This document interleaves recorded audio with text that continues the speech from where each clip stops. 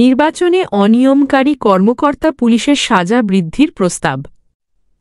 জাতীয় সংসদ নির্বাচনে সঠিকভাবে দায়িত্ব পালনে ব্যর্থতা ও অনিয়মের সঙ্গে সংশ্লিষ্ট কর্মকর্তা ও দায়িত্বরত পুলিশের সাজা বাড়ানোর প্রস্তাবসহ নির্বাচন কর্মকর্তা বিশেষ বিধান আইনের সংশোধনী কমিশন সভায় উঠছে আজ। এতে কারাদণ্ড ও আর্থিক দণ্ডের পরিমাণও বাড়ানোর প্রস্তাব করা হয়েছে। নির্বাচন ব্যবস্থা সংস্কার কমিশনের সুপারিশ গুরুত্ব দিয়ে এ খসড়া তৈরি করেছে ইসি সচিবালয়। নির্বাচনে আইনি ব্যত্যয় ঘটালে সংশ্লিষ্ট কর্মকর্তার সাজার ৫ বছর করার যে প্রস্তাব নির্বাচন ব্যবস্থা সংস্কার কমিশন করেছে, আজকের সভায় সেই বিষয়ে চূড়ান্ত সিদ্ধান্ত হতে পারে। ইসি সূত্রে এই তথ্য জানা গেছে। প্রধান নির্বাচন কমিশনার সিইসি এএমএম নাসির উদ্দিনের সভাপতিত্বে অনুষ্ঠেয় সভায় জাতীয় সংসদ নির্বাচনের প্রধান আইন, গণপ্রতিনিধিত্ব অধ্যাদেশ, আরপিও সংশোধনী এবং নির্বাচন কমিশন সচিবালয় আইনের সংশোধনী এজেন্ডাভুক্ত রয়েছে। সংস্কার নিয়ে জাতীয় ঐকমত্য কমিশনের সংলাপ চলাবস্থায় এসব আইনের সংশোধনীর ওপর বৈঠক অনুষ্ঠিত হতে যাচ্ছে। এটি বর্তমান নির্বাচন কমিশনের ৮ম সভা। সূত্র জানায়, নির্বাচন কমিশন সচিবালয় আইনের সংশোধনীতে নির্বাচন কর্মকর্তাদের পৃথক সার্ভিস কমিশন করার প্রস্তাব করা হয়েছে। জাতীয় পরিচয়পত্র সংক্রান্ত সেবা কার্যক্রম এ আইনের অন্তর্ভুক্ত করার কথা বলা হয়েছে। অপরদিকে এদিন সন্ধ্যা পর্যন্ত আরপিও সংশোধনী প্রস্তাব চূড়ান্ত করতে পারেনি ইসি সচিবালয়। সূত্রে আরও জানায়, জাতীয় সংসদ নির্বাচনে কোনো কর্মকর্তা দায়িত্ব পালনে অস্বীকৃতি জানালে অথবা দায়িত্ব পালনে গাফিলতি বা অপরাধে যুক্ত হলে তাকে নির্বাচন কর্মকর্তা বিশেষ বিধান আইন ১৯১ আওতায় সাজা দেয় নির্বাচন কমিশন।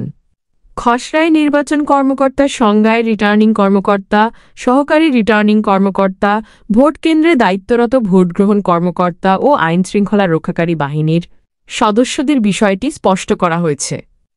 খসড়ায় নির্বাচনী দায়িত্ব পালনে অনিয়ম বা অসদাচরণ করলে সংশ্লিষ্ট কর্মকর্তা, ভোটগ্রহণ কর্মকর্তা ও পুলিশ কর্মকর্তার সাজা ১ বছর থেকে বাড়িয়ে সর্বোচ্চ ৫ বছর সাজার প্রস্তাব করেছে নির্বাচন ব্যবস্থা সংস্কার কমিশন।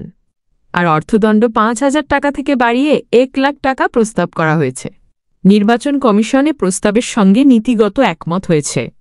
তবে কারাদণ্ড ৫ বছর হবে কিনা তা চূড়ান্ত হওয়ার কথা রয়েছে। এছাড়া দায়ী কর্মকর্তার চাকরি থেকে বরখাস্ত, পদাবনতিসহ অন্যান্য যে সাজা আগে ছিল তা বহাল রাখার প্রস্তাব করা হয়েছে। বিদ্যমান আইনে ইসি কোনো কর্মকর্তাকে সাজা দিলে তা পালন করে ওই কর্মকর্তার নিয়োগকারী প্রতিষ্ঠান। অনেক ক্ষেত্রে দায়ী কর্মকর্তাদের ব্যবস্থা নেওয়া হয় না। প্রস্তাবিত সংশোধনীতে সাজা কার্যকর বাধ্যতামূলক করা হয়েছে এবং নির্বাচন কমিশনকে তা জানানোর বিধান যুক্তের প্রস্তাব করা হয়েছে। নির্বাচনে আলীগ নেতাদের অযোগ্য ঘোষণার দাবি। জাতীয় সংসদ নির্বাচন আগামী ফেব্রুয়ারি মাসের মধ্যে আয়োজন এবং নিষিদ্ধ আওয়ামী লীগের পদধারীদের ভোটে অযোগ্য করাসহ ৪ দফা দাবি জানিয়েছে জাতীয় গণতান্ত্রিক আন্দোলন এনডিএম।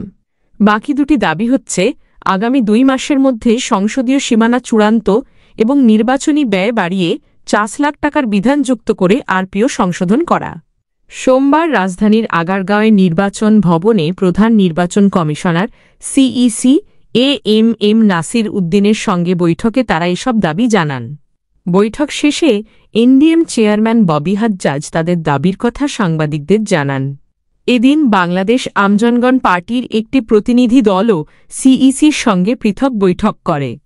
এদিন বিকাল ৩টার দিকে এনডিএমের ৫ সদস্যের প্রতিনিধি দল সিইসির সঙ্গে বৈঠক করে।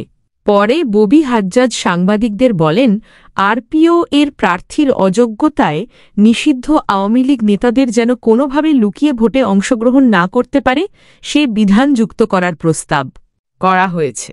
বিষয়টি নিয়ে সরকারের কাছে প্রস্তাব তুলে ধরার পরামর্শ দেন সিইসি। এক প্রশ্নের জবাবে এনডিএম চেয়ারম্যান বলেন, অন্তর্বর্তী সরকার যদি আইন পাশ করে প্রজ্ঞাপন জারি করে, আইনের letter of the law maintain হতে হবে। নিবন্ধন স্থগিত। যতক্ষণ পর্যন্ত স্থগিতাদেশ না উঠানো হচ্ছে ততক্ষণ পর্যন্ত আওয়ামী লীগ নির্বাচন করতে পারবে না।